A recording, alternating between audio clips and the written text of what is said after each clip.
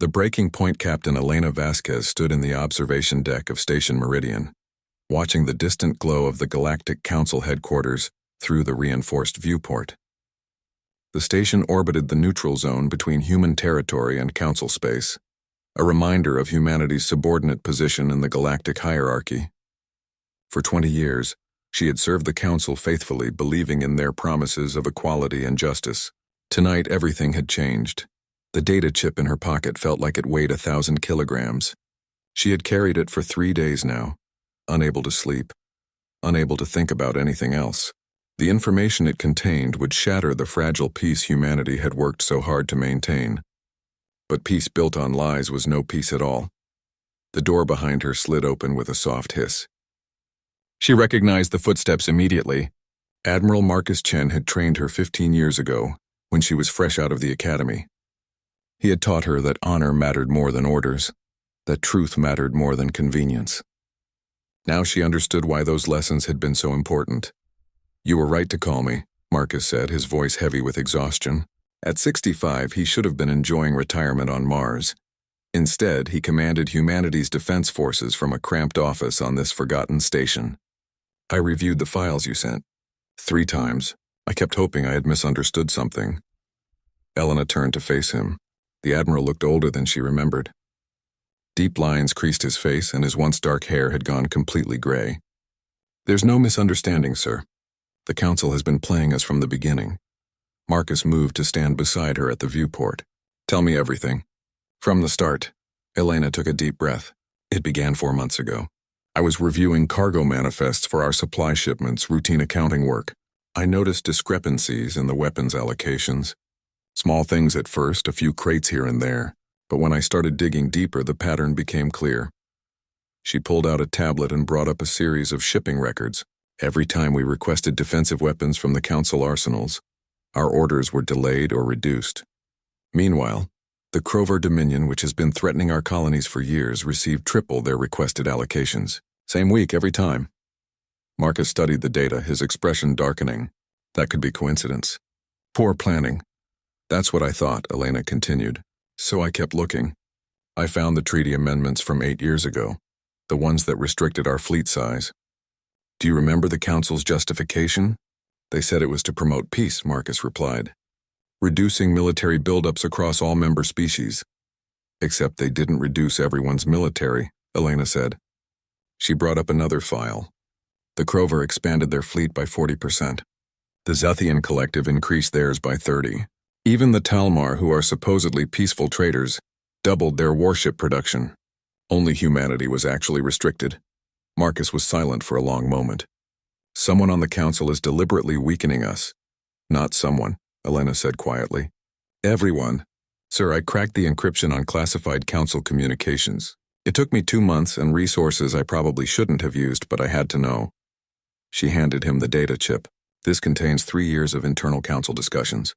They talk about humanity like we're a problem that needs to be managed, a species that needs to be kept in check." The Admiral inserted the chip into his tablet. As he read, Elena watched his expression shift from confusion to anger to something cold and hard that frightened her. She had never seen Marcus Chen look like that before. "They call us the upstart species," Marcus said, his voice barely above a whisper. "They've been coordinating against us for decades, limiting our expansion, sabotaging our diplomatic relationships, ensuring we stay dependent on Council resources." He looked up at Elena. "They're afraid of us." "The transcripts explain why," Elena said. "Humanity adapts too quickly.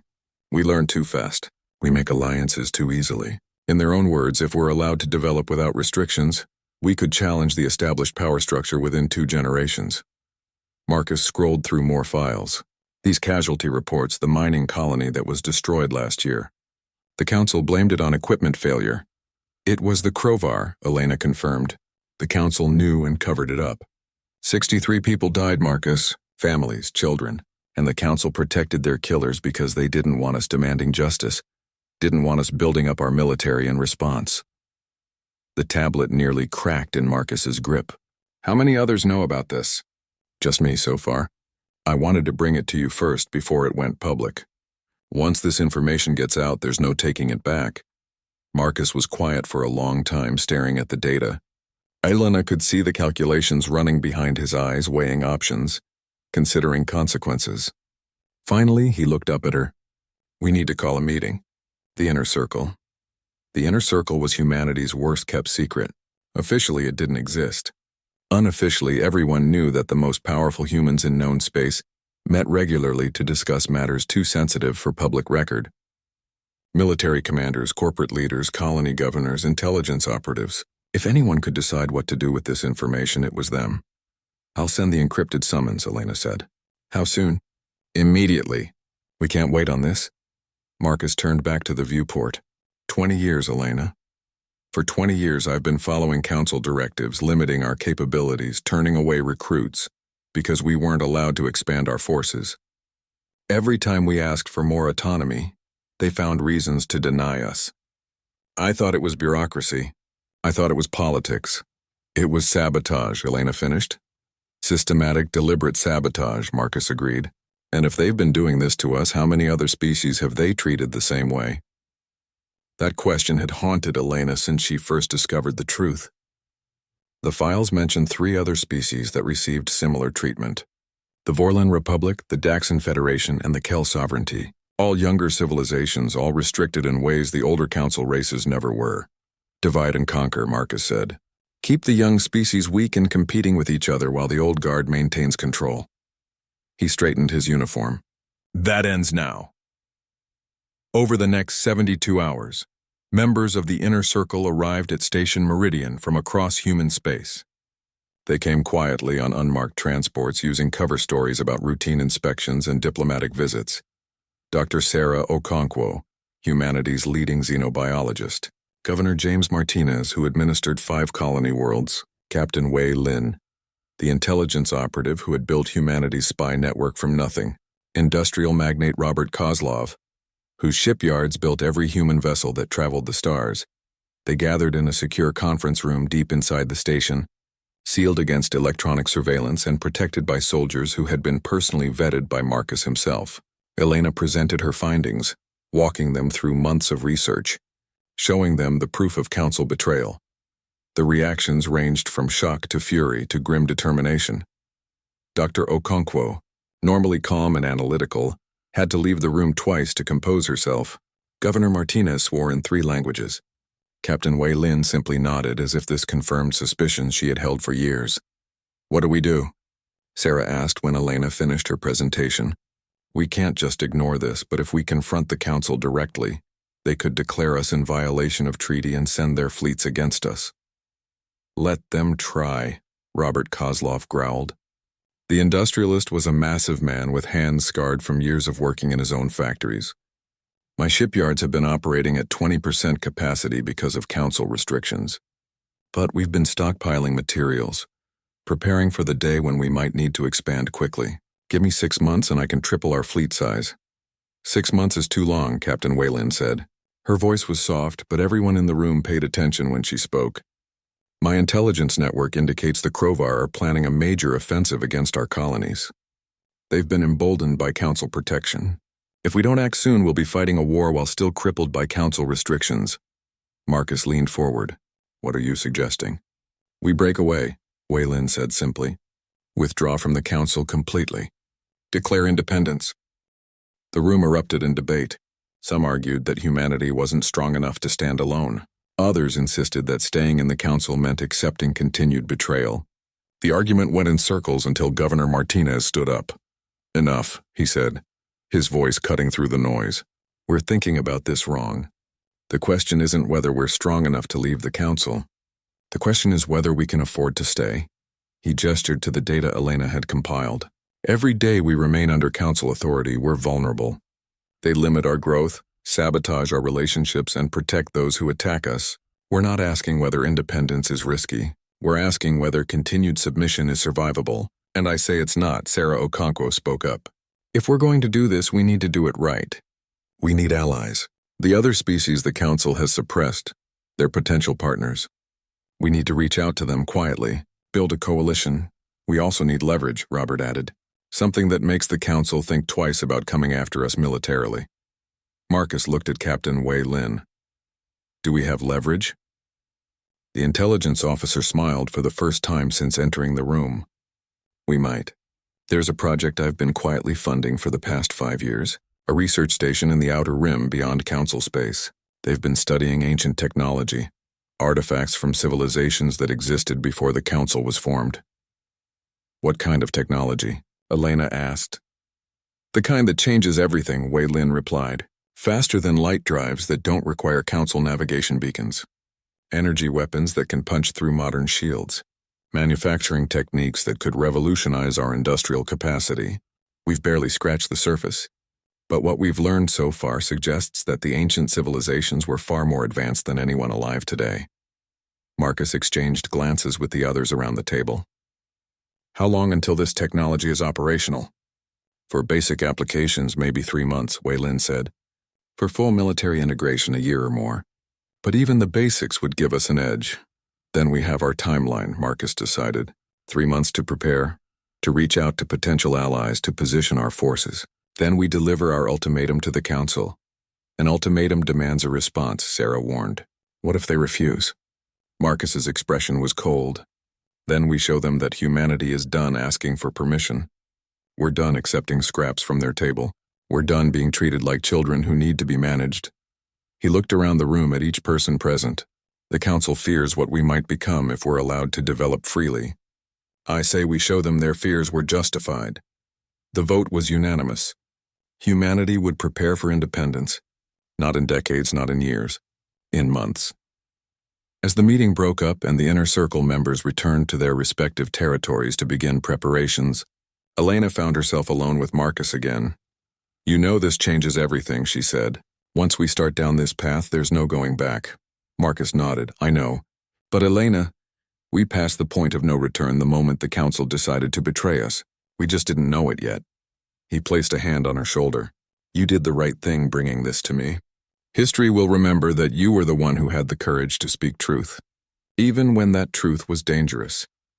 I hope history remembers that we tried to do this peacefully, Elena replied. So do I, Marcus agreed. But if peace isn't possible, then we'll do what humans have always done when pushed into a corner. We'll fight back. The ultimatum. The Galactic Council chamber was a masterpiece of architectural grandeur. Built over 3 centuries ago, its crystalline dome stretched 100 meters high, refracting light from a dozen suns into cascading rainbows. Representatives from 87 species sat in their designated sections, each area customized to accommodate their unique physiological needs.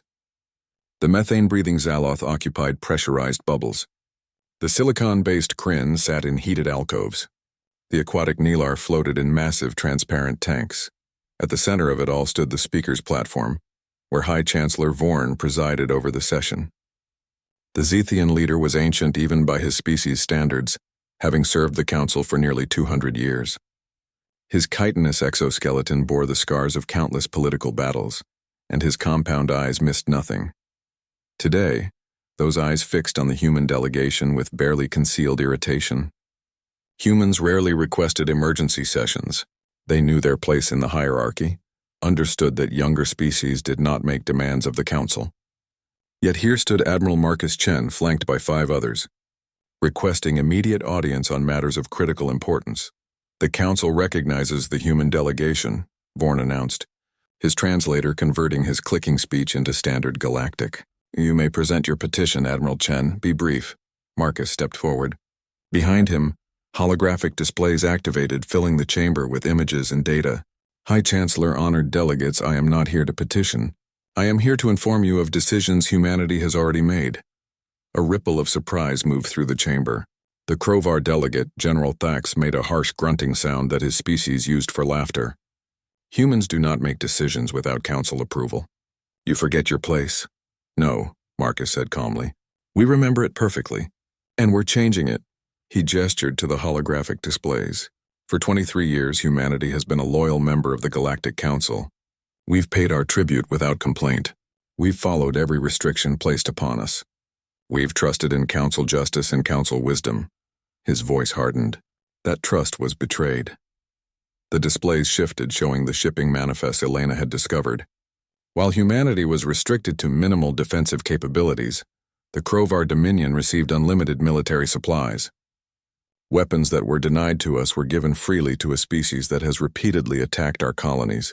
General Thax rose from his seat. Those are internal council matters. You have no authority to access such records. We have every authority to investigate crimes committed against us, Marcus replied. And make no mistake, these are crimes. The displays changed again, now showing the classified council communications Elena had decrypted. Gasps echoed through the chamber as delegates read their own words displayed for all to see.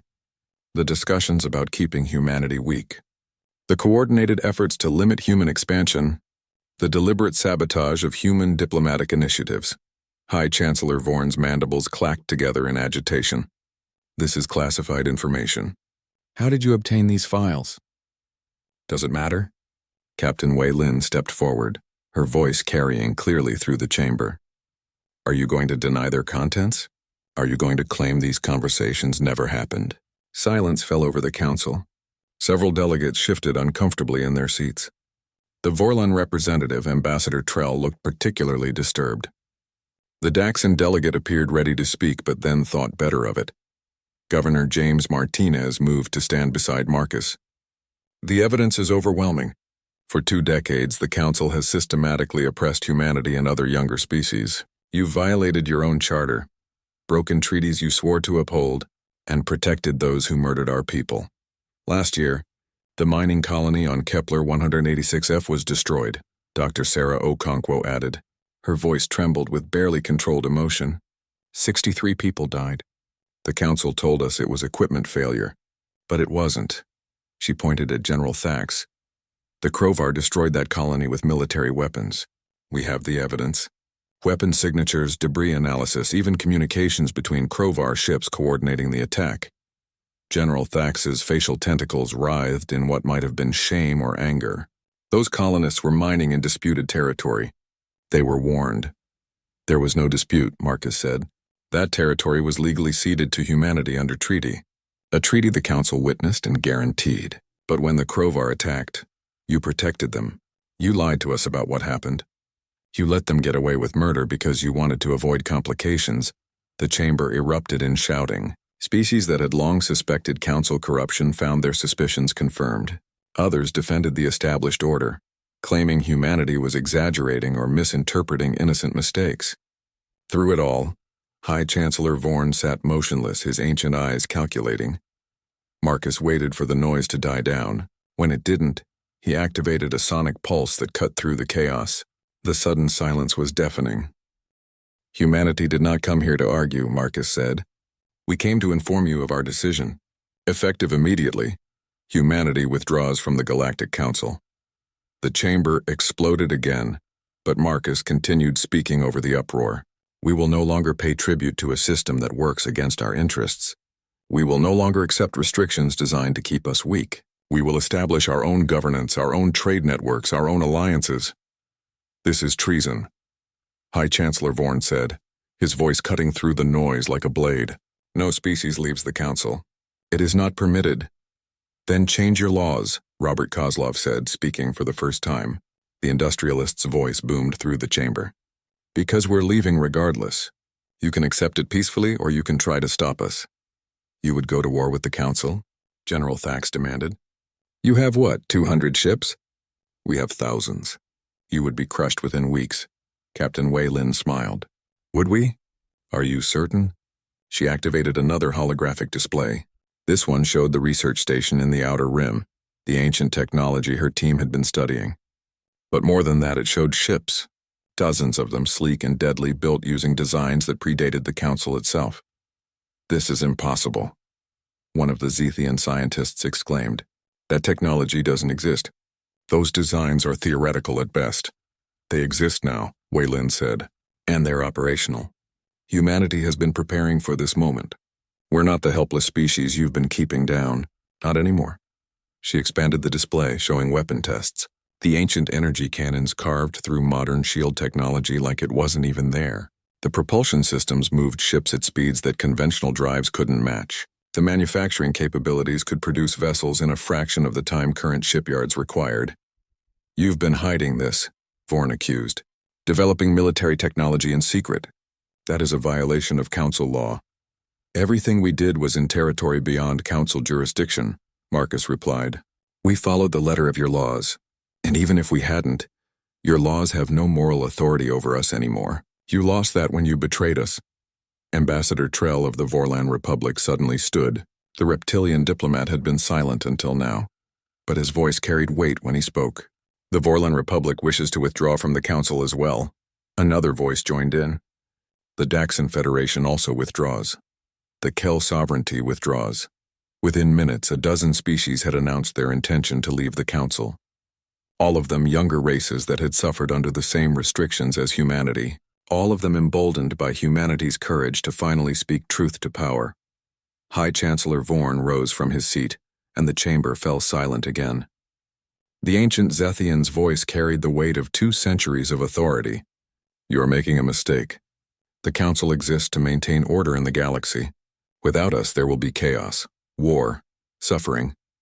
There's already suffering, Dr. Okonkwo said quietly. The suffering of species kept weak and vulnerable. The suffering of people murdered while the Council looks away. The suffering of civilizations prevented from reaching their full potential. Marcus stepped forward again, his voice firm but not hostile. High Chancellor, we're not your enemies. We don't want war. We simply want the freedom to determine our own future, to build our own society without artificial restrictions, to defend ourselves without asking permission from those who have proven they don't have our best interests at heart. You speak of freedom, Vorn replied, but what you're really doing is fragmenting the galaxy, creating divisions that will take centuries to heal. Those divisions already exist, Governor Martinez said. You created them when you decided some species deserved protection and others deserved suppression. When you chose to maintain power through manipulation instead of justice. We're not breaking the galaxy. We're just refusing to pretend it was whole to begin with. Marcus pulled out a formal document, sealed with humanity's official insignia. This is our formal Declaration of Independence. It outlines the terms under which we're willing to maintain peaceful relations with the Council. Trade agreements, diplomatic channels, mutual defense pacts against external threats. He placed the document on the speaker's platform. We're offering you a choice. Accept our independence and work with us to build a new relationship based on equality and respect. Or try to force us back under your control and face the consequences. And what consequences would those be? General Thax demanded. Robert Kozlov answered. Every human shipyard, every manufacturing facility, every resource extraction operation will be dedicated to our defense. We'll build ships faster than you can destroy them. We'll innovate faster than you can adapt. And we'll make you pay for every meter of space you try to take from us, Captain Wei Lin added. Plus, we won't be alone. The species joining us control significant territory and resources. Together, we represent nearly a quarter of the Council's economic power. You'll be fighting not just humanity, but a coalition of determined species who are tired of being treated as second-class citizens. High Chancellor Vorn was silent for a long moment.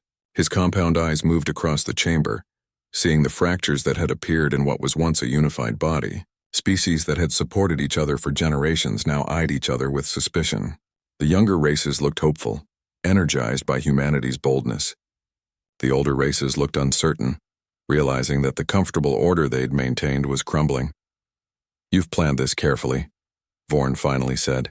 The timing, the evidence, the display of strength. This was not a spontaneous decision. No, Marcus agreed. This has been months in the making.